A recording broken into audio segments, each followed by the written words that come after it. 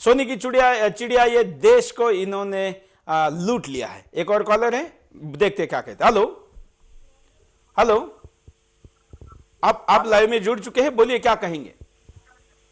हाँ ठीक, बोलिए। हेलो। हाँ हाँ बोलिए। हेलो, मैं यादव बोल रहा हूँ मस्कट से।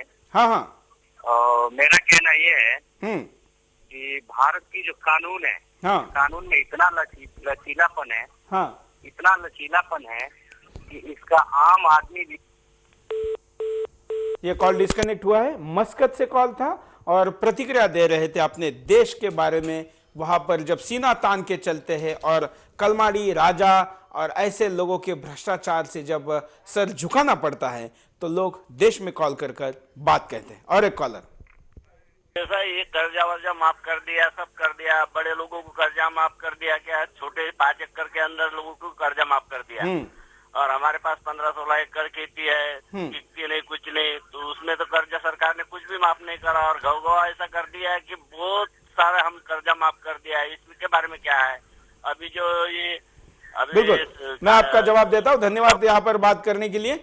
70,000 करोड़ रुपए का कर्जा माफ किया था देश के सारे किसानों का। इतना तो अकेले कलमाड़ी खा गए और शीला दीक्षित इनके साथ है, ऐसा खुद दिल्ली के लोग भी कह रहे। लेकिन सरकार है कि शीला दीक्षित का नाम नहीं ले रही, क्योंकि शीला की राजनीतिक जवानी इस सरकार के लिए जरूरी है। बिंदास बोल में आज हमने प्रयास किया, आपसे सवाल पूछा, अपनी प्रतिक्रिया दी। मैं आपसे बात कर रहा हूं, कई फोन आज भी बाहर इस समय में गनगना रहे और अपनी बात कहने के लिए आप कॉल करें। मैं जानता हूं कार्यक्रम कितना भी लंबा चलाएंगे तो भी बात बनती रहेगी, लेकिन खत्म हमें करनी है ऐसे भ्रष्टाचारियों को खत्म करके। इसलिए कार्यक्रम के बाद भी इस अभियान को मत रोकिए।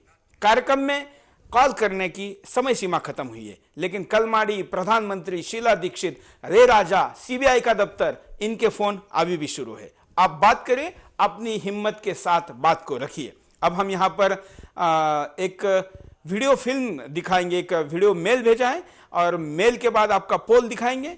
पहले नजर डालते हैं कि इस फिल्मी डायलॉग को जो हमें ईमेल के द्वारा भेजा है, इसमें क्या कहा गया है। आज का ईमेल।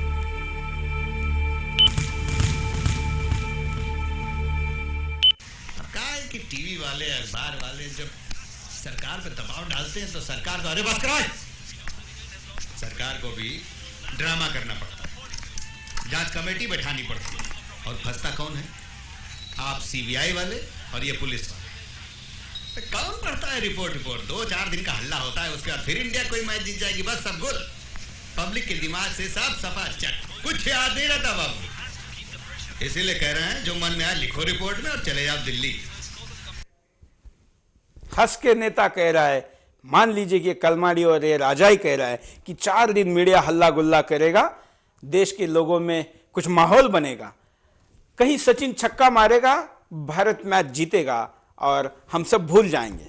अगर इस भ्रष्टाचार के बाद भी यही होना है तो इस देश का कोई वाली नहीं है, इसको कोई नहीं बचा सकता। लेकिन अगर ऐसा नहीं करना है, देश को बचाना है, तो कितनी भी मैचें हो, कलमाड़ी, ए राजा और इसके बाद भ्रष्टाचारी हर नेता अफसर को हम नहीं छोड़ेंगे। यह संकल्प आज के इस बिंदास बोल में लीजिए, तब हम इस देश को बचा पाएंगे। और फिर हम बिंदास से कार्यक्रम में ही नहीं, हम बिंदास रोज बोल पाएंगे। एक फोटोग्राफ भी स्क्रीन पर अभी किसी ने मेल के द्वारा भेजा है, यह है कलमाड़ी की स्माइल।